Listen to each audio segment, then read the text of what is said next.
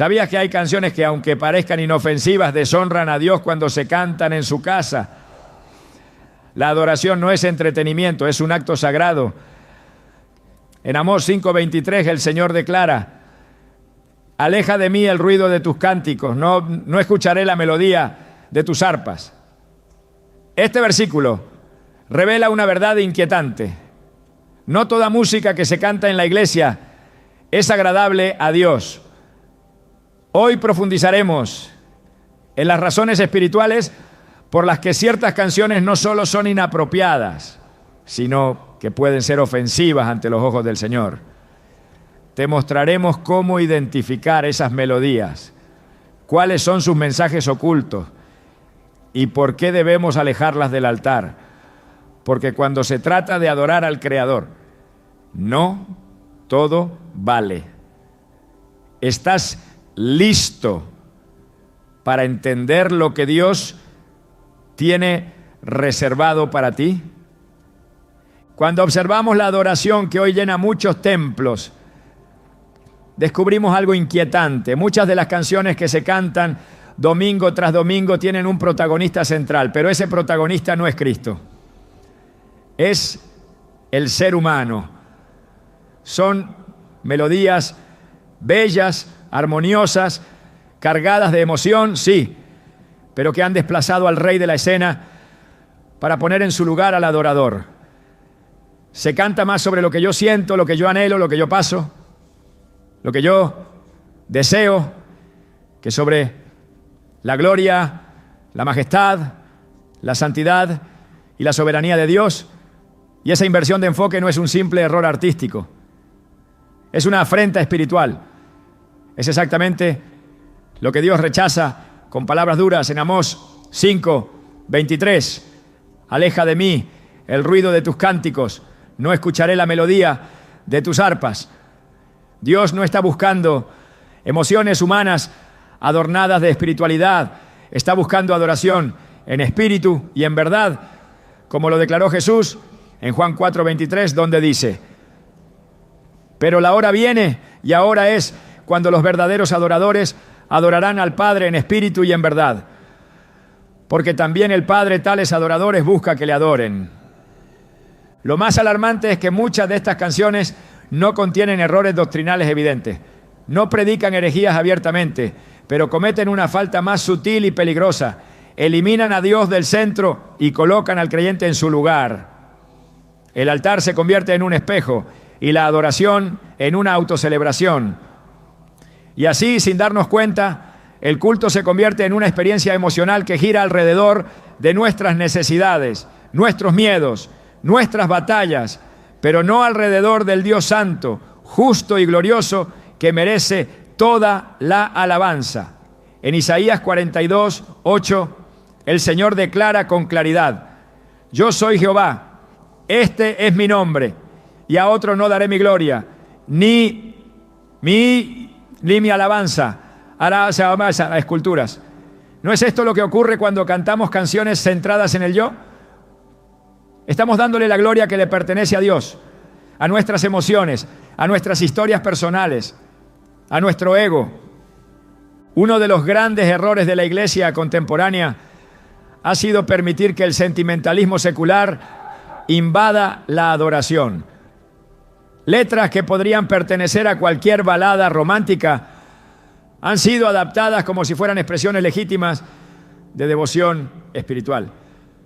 Pero en lugar de exaltar la majestad divina, refuerzan la idea de un Dios que existe para satisfacer mis deseos, mis planes y mis caprichos. Y cuando eso sucede, ya no estamos frente al Dios de la Biblia, sino ante un ídolo fabricado con emociones.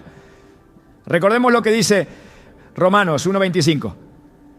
Cambiaron la verdad de Dios por la mentira, honrando y dando culto a las criaturas antes que al Creador.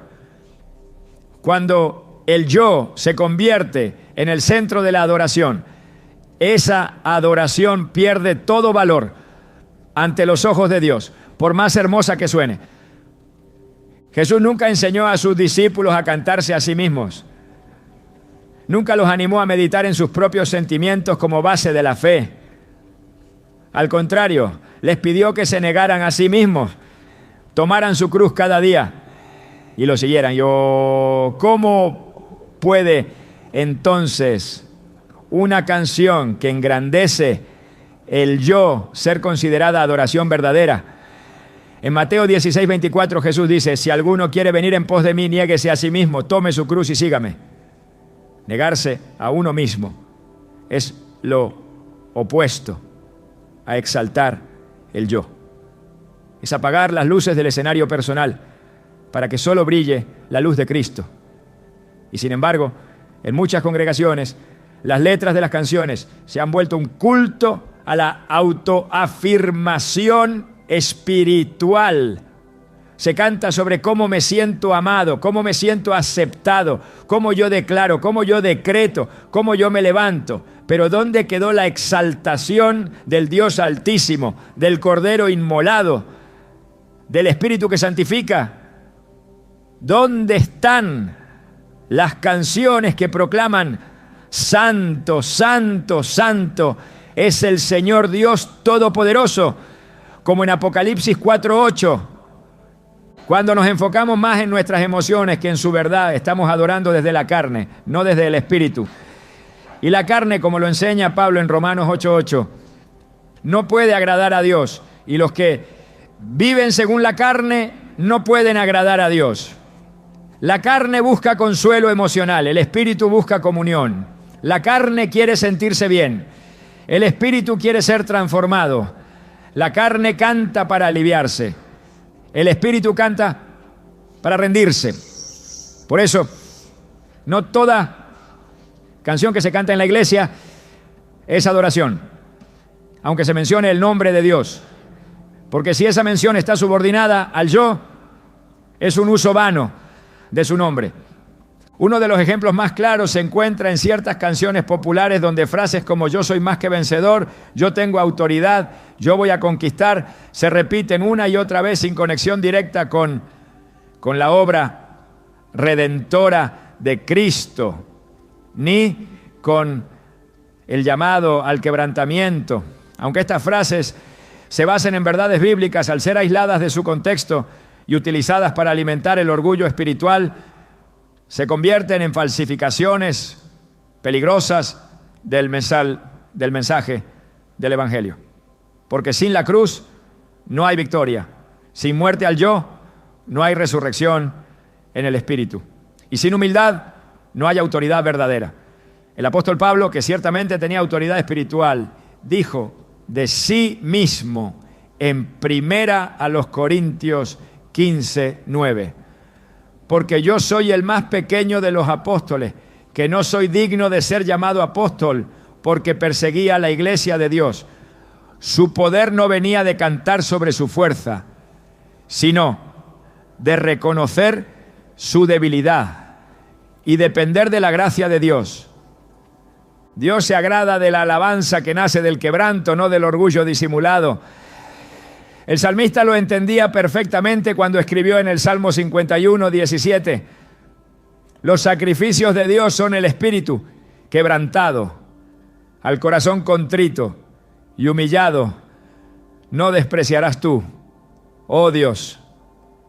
Esta es la clase de adoración que toca el cielo, aquella que nace de un corazón rendido, no de una garganta entrenada, aquella que se centra en su grandeza, no en nuestra experiencia, aquella que repite su verdad, no nuestras circunstancias. Porque el verdadero adorador no se coloca en el escenario, sino en el altar. Y es que cuando el corazón está centrado en Dios, hasta el canto más simple se convierte en un incienso agradable. Pero cuando el corazón está centrado en sí mismo, ni la mejor producción musical puede maquillar el vacío espiritual. Es exactamente lo que sucedía con el pueblo de Israel cuando ofrecía sacrificios sin obediencia. En Isaías 1:13 el Señor declara: no me sigan trayendo vanas ofrendas, el incienso me resulta abominable. Si el pueblo podía presentar incienso y Dios llamarlo abominable, ¿qué nos hace pensar que no puede ocurrir lo mismo con nuestros cánticos? Dios está buscando adoración que refleje el cielo, no que reproduzca la cultura de la tierra. El cielo no canta sobre sí mismo, canta sobre el Cordero. En Apocalipsis 5:12 se escucha el cántico celestial. El Cordero que fue inmolado es digno de tomar el poder, las riquezas, la sabiduría, la fortaleza, la honra, la gloria y la alabanza. Todo en ese canto gira en torno a Cristo. No hay una sola mención al adorador, no hay lugar para el ego. Solo hay una exaltación absoluta de aquel que es digno. Esta es la adoración que Dios quiere ver en la tierra. Una adoración donde Él es el centro absoluto y todo lo demás desaparece. Cantar sobre nuestras emociones puede tener su lugar en contextos de testimonio o ministración personal, pero nunca debe ocupar el lugar central en la adoración congregacional, porque el culto no es una terapia emocional colectiva, es un encuentro reverente con el Dios que habita en la eternidad. Y cuando ese encuentro se transforma en un desfile de afirmaciones personales disfrazadas de alabanza, el cielo guarda silencio. La presencia de Dios no se manifiesta donde el orgullo canta, solo desciende donde el corazón se rinde. Por eso hoy es necesario discernir qué se canta. No todo lo que suena cristiano es espiritual, no todo lo que emociona edifica, no todo lo que menciona a Dios lo glorifica.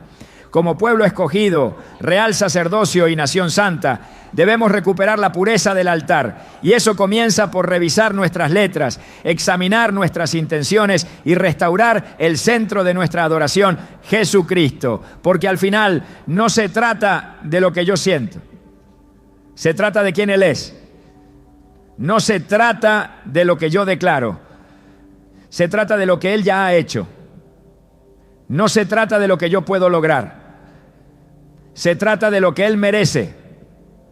Si queremos ver el fuego de Dios descender otra vez sobre nuestras iglesias, debemos comenzar por purificar el cántico. Debemos volver al modelo del cielo. Debemos dejar de cantar sobre nosotros y empezar a cantar sobre el Cordero. Porque solo Él es digno. Solo Él debe ser exaltado. Y solo en Él se encuentra la adoración que agrada al Padre. Uno de los mayores peligros espirituales que enfrenta hoy la iglesia no viene de fuera, sino desde dentro del altar, en la forma más sutil y aparentemente inofensiva. Canciones que apelan a las emociones humanas, pero que carecen de fundamento bíblico. Son melodías que conmueven, que hacen llorar, que provocan estremecimientos, pero que no están arraigadas en la verdad eterna de la palabra de Dios. En apariencia son adoración, en esencia son espejismos. Nos hacen sentir cerca de Dios sin llevarnos realmente a Él, como una nube sin lluvia, como un perfume sin sustancia. Su fragancia emociona por un instante, pero no transforma. Y eso, lejos de agradar al Señor, le ofende. En Juan 17:17 Jesús clamó al Padre diciendo: santifícalos en tu verdad, tu palabra es verdad. Este ruego del Hijo de Dios establece un principio inquebrantable. La verdadera santificación, la verdadera transformación espiritual solo puede nacer de la verdad revelada en la palabra. Nada fuera de esa verdad tiene poder para purificar el alma, para renovar la mente o para hacer madurar el corazón del creyente. Si la música que se canta en la iglesia no comunica esa verdad, si en lugar de exponer la gloria de Dios y el poder de su palabra se limita a inflar las emociones, entonces no es adoración, es manipulación sensorial. Y Dios no habita donde hay manipulación. Él se manifiesta donde hay verdad. Muchos han confundido la presencia de Dios con una experiencia emocional intensa. Pero Dios no se mide por lágrimas, por escalofríos o por atmósferas. Se manifiesta por medio de su palabra. En Hebreos 4:12 leemos: porque la palabra de Dios es viva y eficaz y más cortante que toda espada de dos filos y discierne los pensamientos y las intenciones del corazón. No hay canto, por hermoso que sea, que tenga esta capacidad.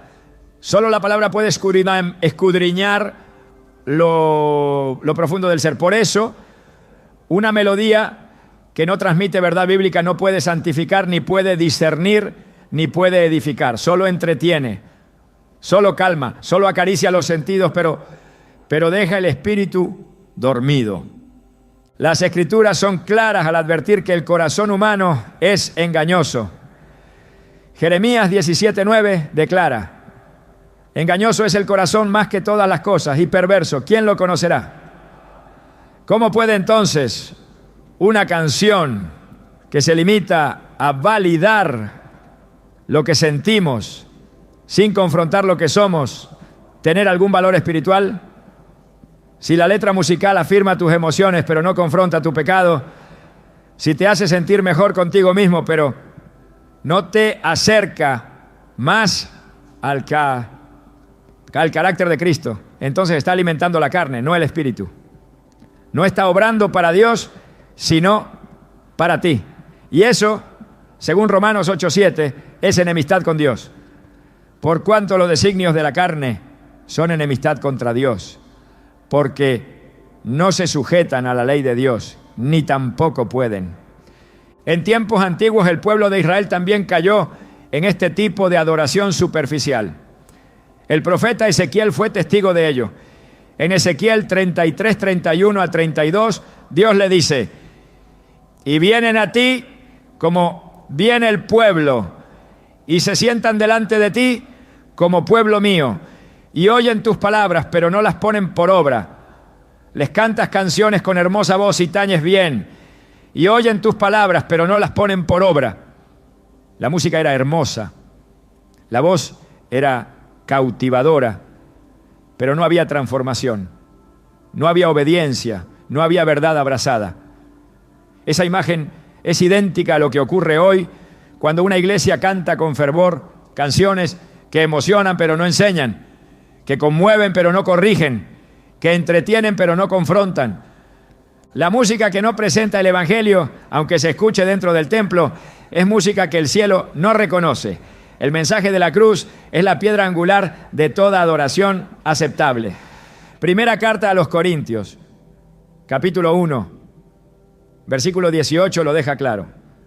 Porque la palabra de la cruz es locura a los que se pierden, pero a los que se salvan, esto es, a nosotros, es poder de Dios. Cualquier canción que evite la cruz, que omita el sacrificio, que silencie el llamado al arrepentimiento y a la rendición, no tiene poder espiritual. Puede levantar manos, pero no levanta el alma. Puede atraer multitudes, pero no transforma corazones. Porque el poder no está en la música, está en el mensaje. Y cuando ese mensaje es reemplazado por una experiencia emocional, por frases vacías adornadas con armonías, se convierte en una ofensa espiritual, una distracción que aleja en vez de acercar. Dios no busca cantantes que conmuevan, busca adoradores que obedezcan, no busca letras que nos hagan sentirnos bien con nosotros mismos, busca verdades que nos confronten, nos moldeen y nos guíen a una vida santa. En 2 Timoteo 4:3, el apóstol Pablo profetizó con precisión lo que hoy vemos. Porque vendrá tiempo cuando no sufrirán la sana doctrina, sino que teniendo comezón de oír, se amontonarán maestros conforme a sus propias concupiscencias. Esa comezón de oír también se expresa en canciones. Canciones que evitan hablar del pecado. Canciones que solo exaltan el bienestar, la autoafirmación, el empoderamiento emocional, sin la base de la palabra. Canciones que se adaptan al oído humano, pero que no proceden del corazón de Dios. La adoración que transforma es aquella que nace del Espíritu y está alineada con la verdad. No se puede separar una cosa de la otra. Jesús lo dejó claro en Juan 4:24. Dios es espíritu y los que le adoran en espíritu y en verdad es necesario que adoren. Si una canción apela al espíritu pero ignora la verdad, no es adoración.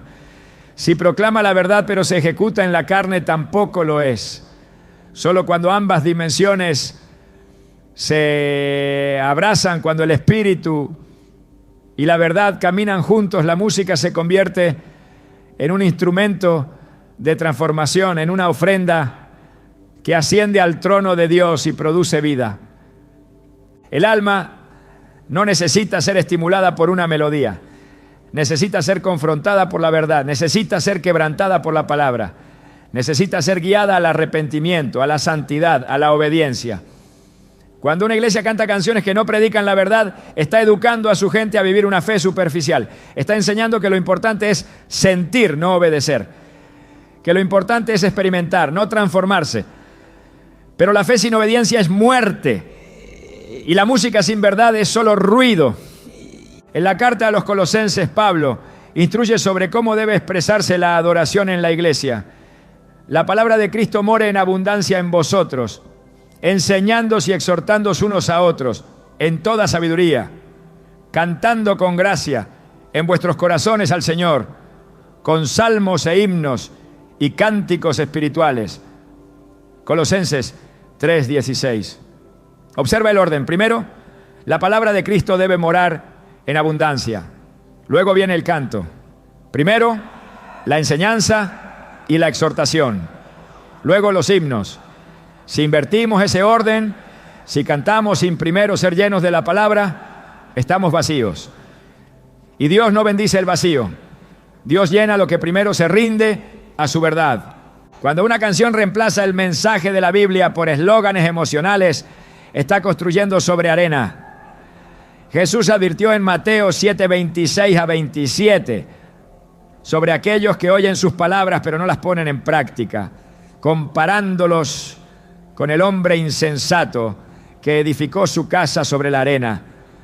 Vendrá la tormenta y esa casa caerá. Las emociones son arena, el sentimentalismo es arena. Solo la verdad es roca, solo la verdad permanece, solo la verdad sostiene en la prueba. Por eso no importa cuán popular sea una canción, no importa si llena estadios, si lidera listas cristianas, si emociona a multitudes, si no está cimentada en la palabra, no tiene lugar en el altar. Porque el altar es sagrado. El altar no es un escenario. El altar es un lugar de rendición, no de exaltación emocional. Es un lugar donde muere la carne y vive el espíritu, donde se calla el alma y habla Dios, donde las emociones se someten a la verdad, no al revés. Y es que Dios no puede ser manipulado por un coro. Él no responde a la intensidad de nuestras emociones. Responde a la humildad de nuestro corazón, a la obediencia a su palabra, a la adoración que fluye desde la verdad. En Isaías 66:2 lo expresa con claridad. Mi mano hizo todas estas cosas y así todas estas cosas fueron, dice Jehová.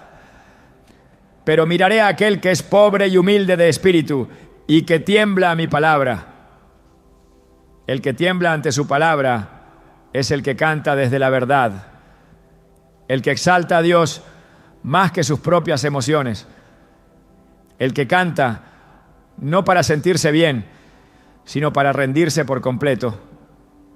La iglesia necesita regresar a la música que edifica, no solo que conmueve, a la adoración que instruye, no solo que entretiene, a las canciones que están saturadas de escritura, que proclaman la cruz, que exaltan la soberanía, que recuerdan el juicio, que claman por santidad, que elevan el nombre de Jesús por encima de todo, porque solo esa música tiene poder, solo esa música resiste el fuego, solo esa música puede provocar avivamiento. Las demás son solo ruido. Ruido que llena salones, pero que el cielo no escucha. Ruido que mueve emociones, pero no despierta al espíritu. Ruido que halaga el alma, pero no honra al rey. Es tiempo de discernir. Es tiempo de limpiar el altar. Es tiempo de callar el sentimentalismo y entonar la verdad. Porque solo en la verdad hay libertad. Y solo en la verdad Dios se revela. Una de las herramientas más sutiles que el enemigo ha utilizado para desviar al pueblo de Dios no ha sido el silencio, sino la música.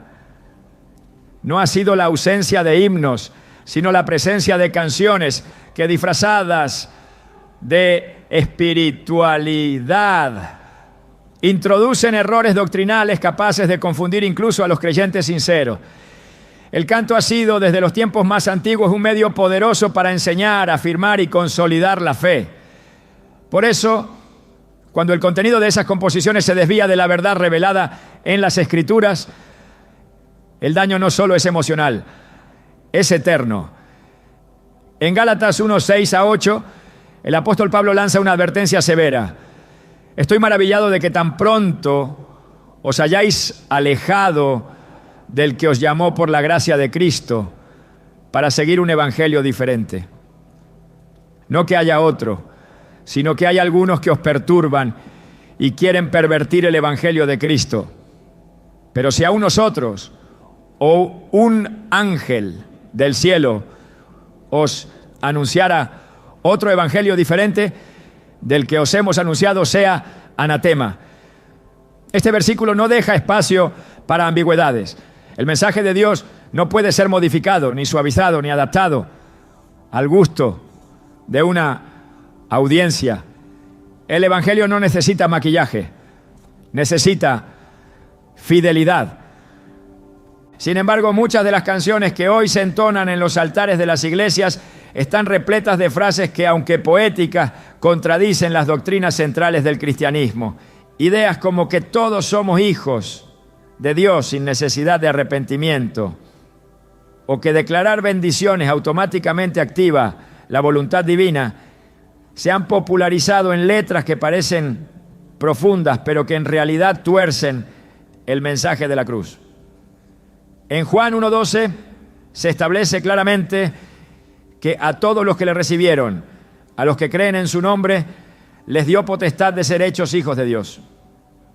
No todos lo son por defecto. Es un derecho que nace de la fe, no del canto. Presentar una verdad parcial como si fuera absoluta es tan dañino como enseñar una mentira completa. Otra distorsión común es la que reduce a Dios a un sirviente celestial cuya única función es satisfacer nuestras peticiones. Canciones que insisten en que Dios hará todo lo que le pedimos, que abrirá caminos por simple decreto humano, que moverá montañas al antojo de quien canta. Están predicando un evangelio centrado en el hombre, no en Cristo. En el 1 Juan 5:14 se nos recuerda cuál es el verdadero fundamento de nuestras oraciones. Y esta es la confianza que tenemos en Él, que si pedimos alguna cosa conforme a su voluntad, Él nos oye. No es conforme a nuestros deseos, es conforme a su voluntad. Ignorar esta verdad es conducir a los creyentes a la frustración espiritual, haciéndoles creer que la fe es una fórmula mágica y que la adoración consiste en declarar lo que queremos hasta que se materialice. El problema no radica únicamente en lo que se dice, sino en lo que se omite. La ausencia de temas como el arrepentimiento, el juicio, la santidad, la obediencia, la cruz, la sangre de Cristo y el llamado al discipulado revela una tendencia a suavizar el evangelio para hacerlo más aceptable. Pero el mensaje de la cruz nunca fue diseñado para ser cómodo, fue diseñado para salvar. En 1 Corintios 2:2 Pablo afirma: pues me propuse no saber entre vosotros cosa alguna, sino a Jesucristo y a este crucificado. Su enfoque no era emocional ni pragmático, era doctrinal. Cristo y su sacrificio eran el centro. Cualquier canción que no apunte directamente a esa verdad está desviando el corazón de los oyentes hacia un cristianismo diluido. Cuando se permite que estas composiciones se conviertan en parte habitual del culto, se establece una enseñanza doctrinal implícita. Se entrena a la congregación a aceptar ideas teológicas erróneas a través de la repetición melódica. Y como muchos no examinan las letras a la luz de las Escrituras, terminan adoptando conceptos que contradicen la fe que profesan. En Hechos 17:11, los bereanos fueron elogiados porque recibieron la palabra con toda solicitud, escudriñando cada día las Escrituras para ver si estas cosas eran así. Este es el modelo. Todo lo que se enseña, incluso a través de la música, debe ser examinado. Porque donde hay error doctrinal, hay oscuridad. Y donde hay oscuridad, no puede haber comunión con el Dios que es luz. Una de las distorsiones más peligrosas es la que presenta a Dios como alguien que nunca disciplina, que nunca juzga, que está únicamente para amar y nunca para corregir. Canciones que eliminan el temor de Dios, que saltan solo su ternura, pero no su justicia, que declaran promesas pero omiten los mandamientos, crean una imagen incompleta del carácter divino. En Hebreos 12:6 se afirma: porque el Señor al que ama disciplina y azota a todo el que recibe por hijo. Cantar sobre un Dios que solo abraza, pero que nunca confronta, es fabricar un ídolo emocional que no tiene base en la revelación bíblica. Y toda adoración dirigida a un Dios falso, aunque se mencione el nombre del Señor, es idolatría. El pueblo de Dios ha sido llamado a ser columna y baluarte de la verdad, como lo expresa 1 Timoteo 3:15. Esa verdad no puede ser distorsionada para adaptarse a una melodía, no puede ser editada para encajar en una estructura lírica, no puede ser decorada para no incomodar. La verdad de Dios es inmutable, santa y eterna. Jesús oró en Juan 17:17 diciendo: santifícalos en tu verdad, tu palabra es verdad. Si una canción no refleja esa verdad, no santifica. Y si no santifica, no glorifica a Dios. Cada vez que una congregación canta algo incorrecto, está proclamando públicamente una enseñanza errónea.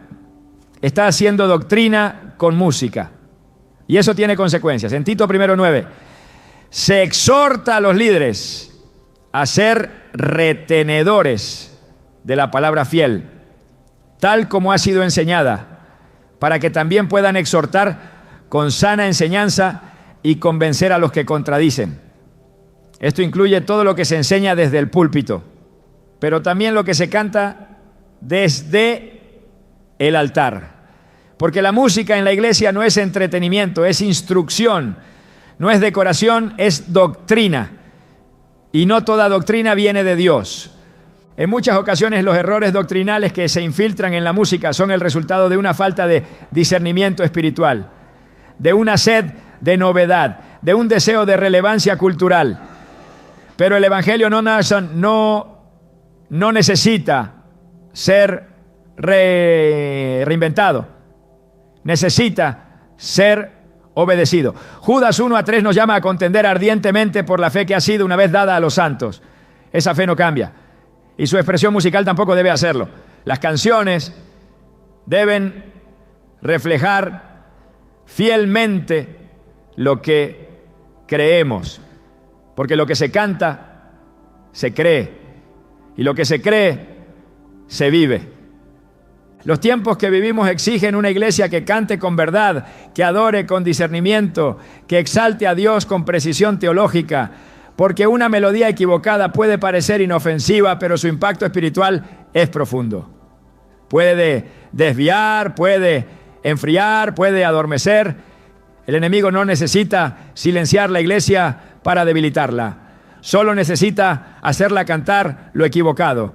Por eso, cada palabra entonada debe ser medida. Cada frase debe ser filtrada por las Escrituras. Cada declaración debe ser respaldada por la verdad. Dios no necesita canciones para ser quien es. No necesita que lo emocionemos ni que lo convenzamos. Pero nosotros sí necesitamos cantar verdades que nos transformen, que nos recuerden quién es Él, qué ha hecho, qué demanda y hacia dónde nos llama. Porque cuando el canto está saturado de doctrina sana, el corazón se alinea con el cielo y entonces sí, la adoración se eleva como incienso agradable ante su trono. El juicio comenzará por la casa de Dios y con él también será juzgado lo que se ha enseñado, lo que se ha predicado, lo que se ha cantado. Si nuestras canciones han desviado a otros del camino, si han oscurecido la verdad, si han exaltado un evangelio diferente, entonces no serán recordadas como ofrendas, sino como tropiezos. Pero si cada letra ha sido fiel a la palabra, si cada nota ha glorificado a Cristo, si cada melodía ha proclamado el evangelio eterno, entonces serán registradas en el cielo como verdaderos actos de adoración. Hay un sonido que no es nuevo, pero sí cada vez más presente en muchos templos. Es un sonido que resuena con fuerza, que enciende las emociones, que despierta los sentidos, pero que no nace del trono de Dios. Es el eco del mundo disfrazado de adoración. Un ritmo que en lugar de elevar al espíritu, arrastra a la carne. Una cadencia que no conduce a la santidad, sino a la familiaridad con lo profano. Son canciones que han sido construidas no con las pautas del cielo, sino con la estética de la cultura secular. Canciones que no elevan al adorador al Monte Santo, sino que transforman el altar en una extensión del escenario de entretenimiento que domina el mundo exterior. Y eso, aunque muchos no lo quieran ver, es una forma de contaminación espiritual. En Levítico 10, la Biblia relata la historia de Nadab y Abiú, hijos de Aarón, que ofrecieron fuego extraño delante del Señor. Ellos no dejaron de adorar.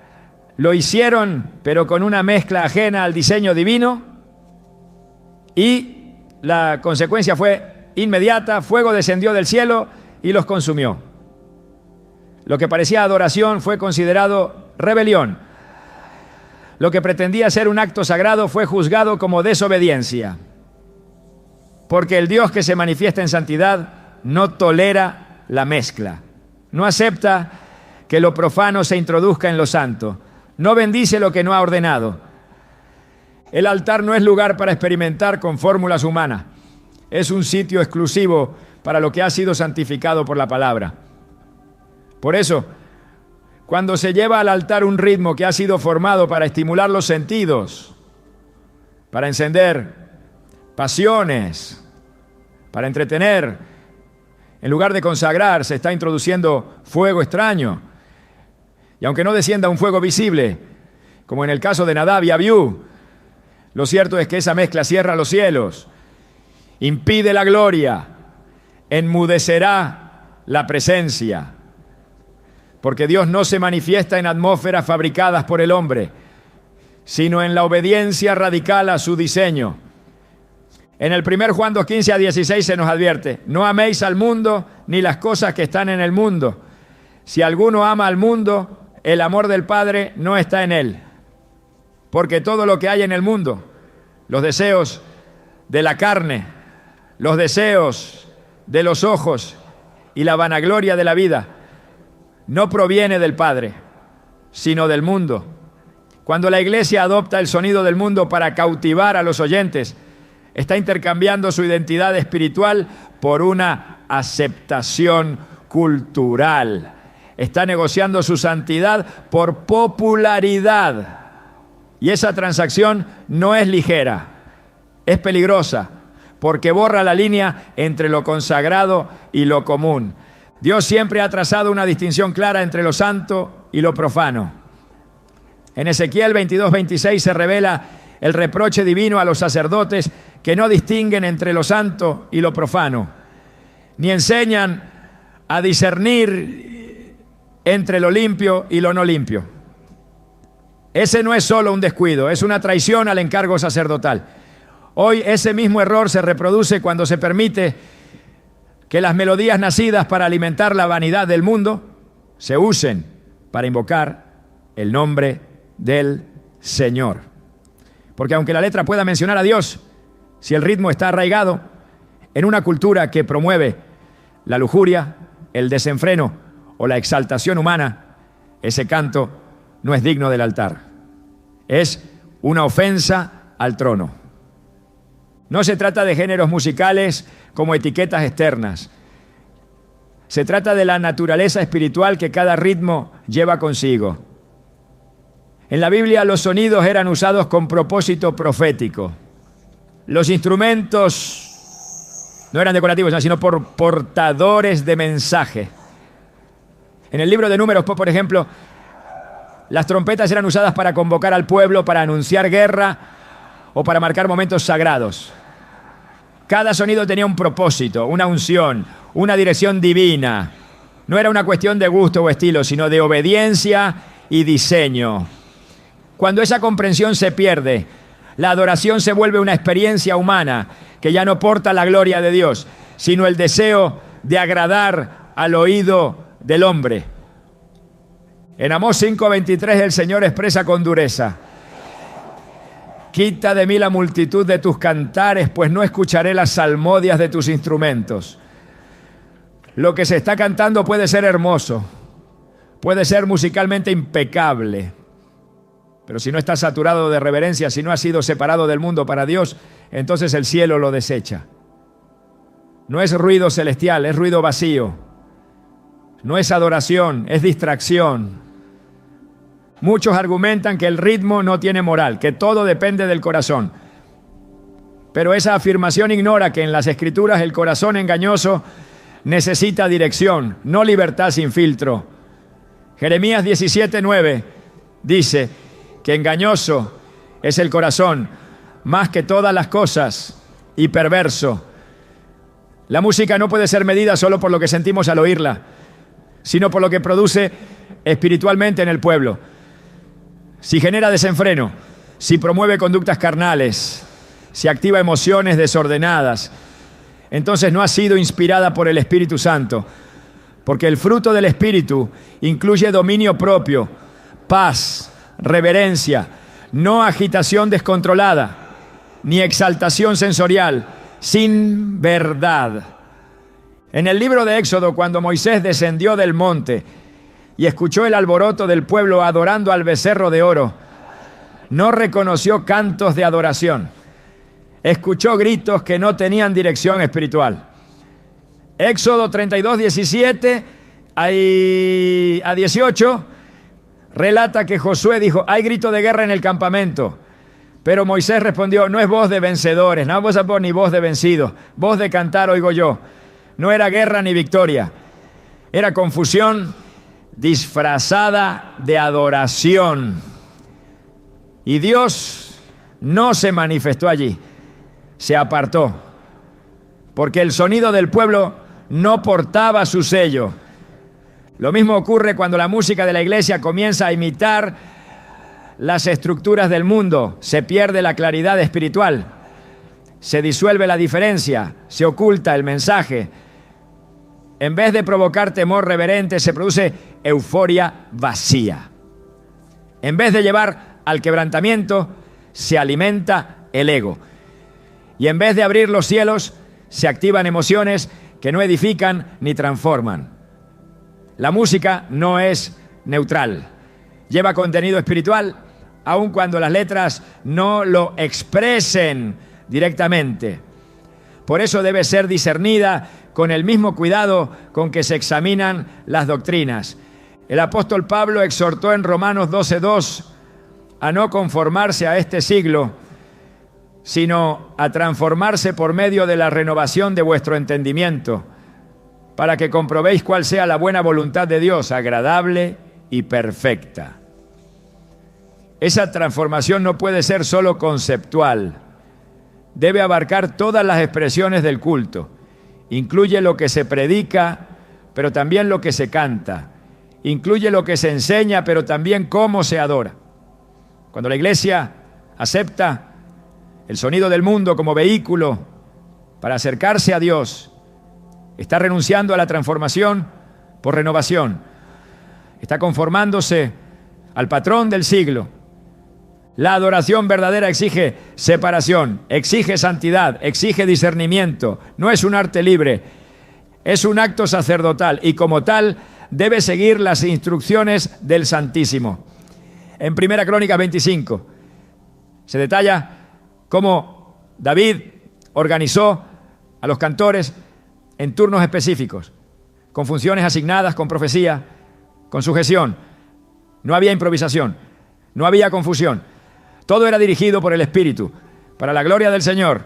Ese modelo no ha sido abolido, sigue vigente. La adoración no es una plataforma para la creatividad desbordada, es un altar donde cada elemento debe estar consagrado. Por eso toda melodía que nace de estructuras mundanas, toda música que reproduce patrones que el mundo utiliza para glorificar el pecado, no puede ser redimida simplemente al cambiar la letra. No se trata solo de lo que se dice, sino del espíritu que la música carga. La forma también comunica, el ritmo también predica, la atmósfera también instruye. Y si esa forma ha sido diseñada para producir exaltación carnal, no puede ser aceptada como un vehículo para la presencia de Dios.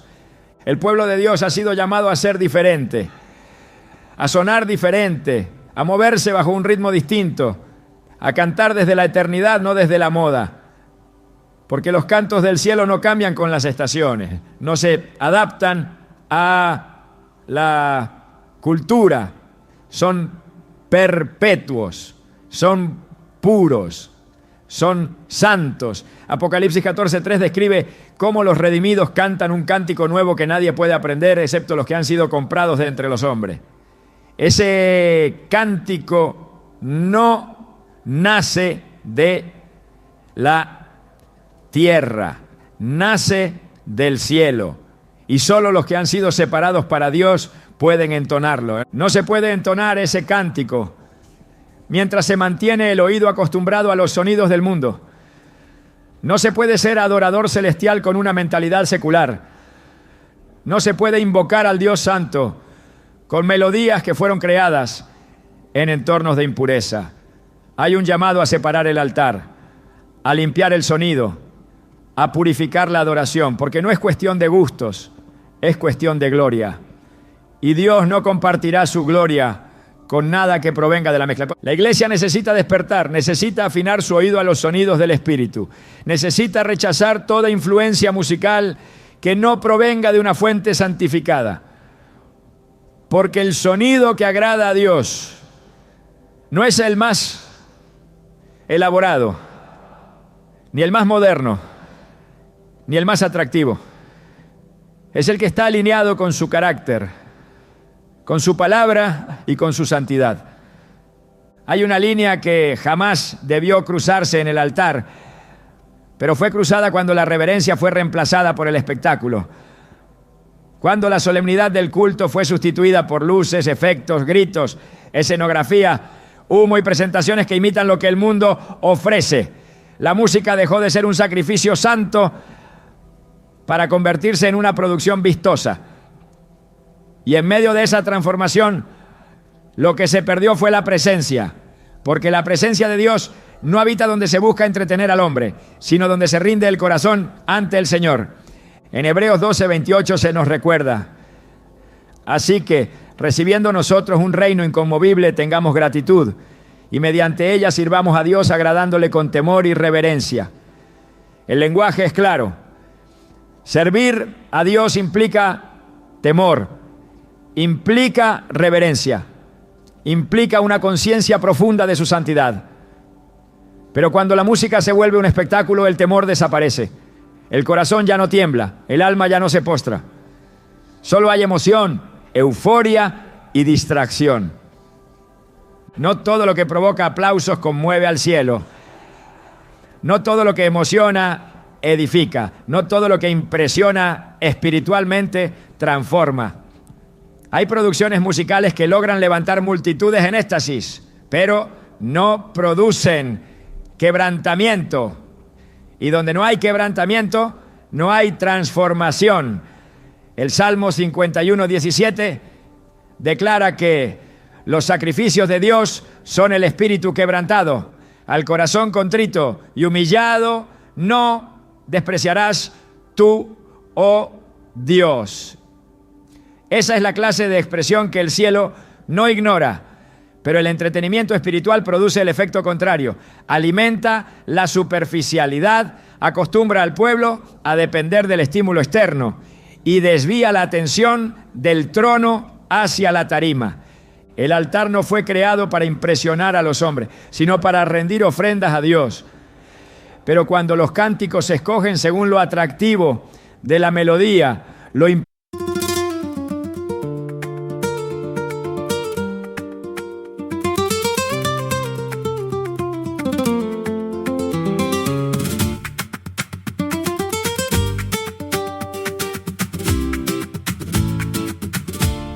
I saw you by the tile, mouth like a sharpened rose. You turned that quiet room into a fire that glows. Your hand on the glass, your eyes held the storm. I knew the second you smiled, I was already gone. Ay, pull me in, don't let that moment break. Ay, say my name and watch the whole day shake. Azul de sal.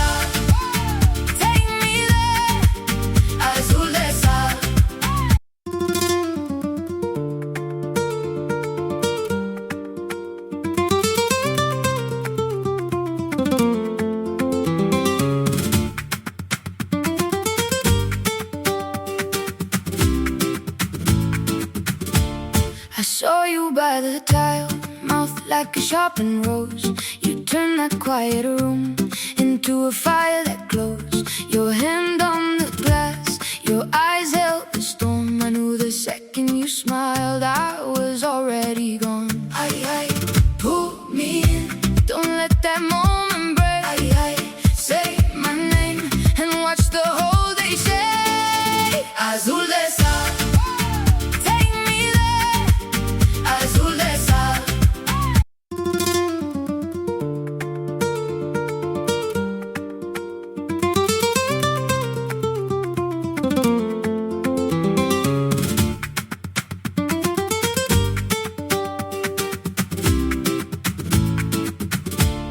I saw you by the tile, mouth like a sharpened rose. You turned that quiet room into a fire that glows. Your hand on the glass, your eyes held the storm. I knew the second. Impactante del ritmo o lo emotivo de la interpretación.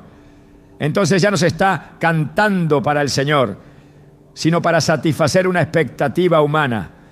Y eso es idolatría, porque se convierte en una liturgia centrada en el gusto del pueblo, no en la voluntad de Dios.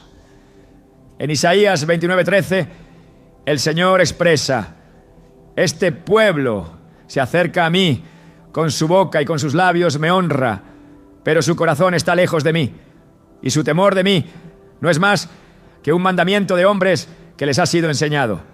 El culto sin reverencia es un engaño, es una apariencia que encubre un alejamiento interno. El problema no es nuevo. En el templo de Jerusalén, los fariseos también practicaban rituales visibles, palabras religiosas, formas exteriores de devoción, pero sus corazones estaban endurecidos. Jesús los llamó sepulcros blanqueados. Lo mismo ocurre cuando una iglesia canta alabanzas con excelencia técnica, pero sin rendición interior. Cuando hay un espectáculo de sonido, luces y emoción, pero no hay lágrimas, ni convicción, ni temor santo. Cuando el culto se mide por la reacción del público y no por la respuesta del cielo. En Mateo 6:5 Jesús advirtió contra la práctica de orar para ser vistos. Y cuando ores no seas como los hipócritas, porque ellos aman el orar en pie en las sinagogas y en las esquinas de las calles para ser vistos de los hombres. De cierto os digo que ya tienen su recompensa.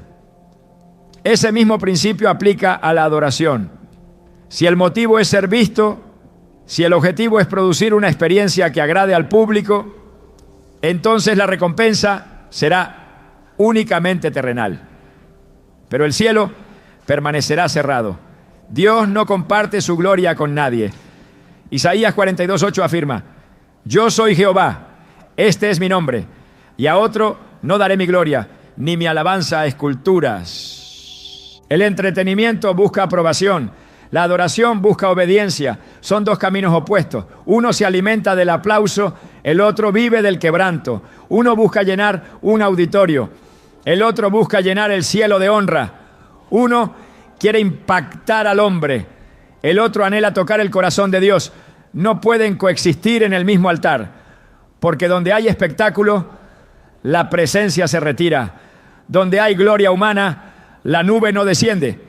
En 2 Crónicas 5:13-14 se describe un momento glorioso en el que la gloria de Dios llenó la casa, cuando los levitas con un solo corazón entonaban: porque Él es bueno y su misericordia es para siempre. Entonces, dice el texto, la casa se llenó de una nube, la casa de Jehová, y no podían los sacerdotes estar allí para ministrar por causa de la nube, porque la gloria de Jehová había llenado la casa de Dios. No hubo espectáculo, no hubo producción escénica, solo hubo unidad, ¿verdad? Adoración genuina. Y el resultado fue una visitación tangible. Esa gloria no se manifiesta donde la música busca entretener, sino donde el altar ha sido santificado por el quebrantamiento y la verdad. El espectáculo religioso es atractivo pero vacío. Tiene forma de piedad pero niega el poder de ella, como advierte 2 Timoteo 3:5. Y lo más peligroso es que produce una inmunidad espiritual.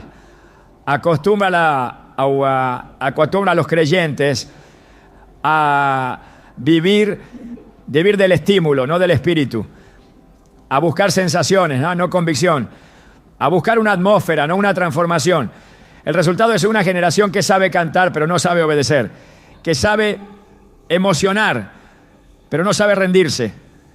Dios no necesita un show, no busca artistas, busca siervos. Juan 4:23 lo dice con claridad: mas la hora viene y ahora es, cuando los verdaderos adoradores adorarán al Padre en espíritu y en verdad. Porque también el Padre tales adoradores busca que le adoren. No busca una voz afinada, sino un espíritu rendido.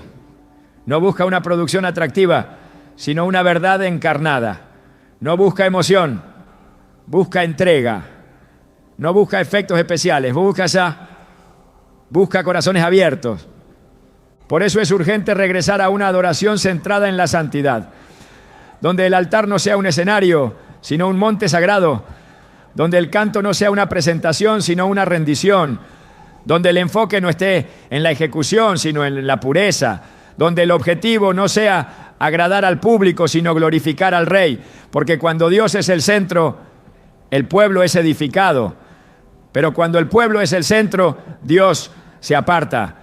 En Apocalipsis 4:10-11, los 24 ancianos se postran delante del que está sentado en el trono y adoran al que vive por los siglos de los siglos y echan sus coronas delante del trono, diciendo: Señor, digno eres de recibir la gloria y la honra y el poder, porque tú creaste todas las cosas y por tu voluntad existen y fueron creadas. Esa es la escena eterna de la adoración verdadera. No hay espectáculo, hay postración, no hay exaltación humana, hay entrega absoluta, no hay luces ni efectos. Hay una gloria que consume toda otra fuente de atención. Y si esa es la adoración del cielo, entonces esa debe ser también la adoración de la iglesia. No una copia del mundo, sino una réplica del trono. No una producción para el alma, sino una rendición del espíritu. No una experiencia superficial, sino una entrega sin reservas. Porque sólo así se activa la presencia. Sólo así se abre el cielo. Sólo así el altar vuelve a ser un lugar de fuego santo y no de entretenimiento vacío. Hay un atributo de Dios que no puede ser relegado a una nota al pie, ni a una palabra decorativa en las canciones: su santidad. La santidad de Dios no es un concepto simbólico, es la esencia de su ser. Todo lo que Él hace es santo, porque todo lo que Él es santo. Sin embargo, en muchas de las canciones que hoy se entonan en las iglesias, ese carácter ha sido minimizado, ignorado o completamente eliminado. Se canta de su amor, de su bondad, de su fidelidad, pero no se menciona su santidad. Y cuando la santidad es ignorada, la adoración pierde su peso, pierde su verdad, pierde su poder.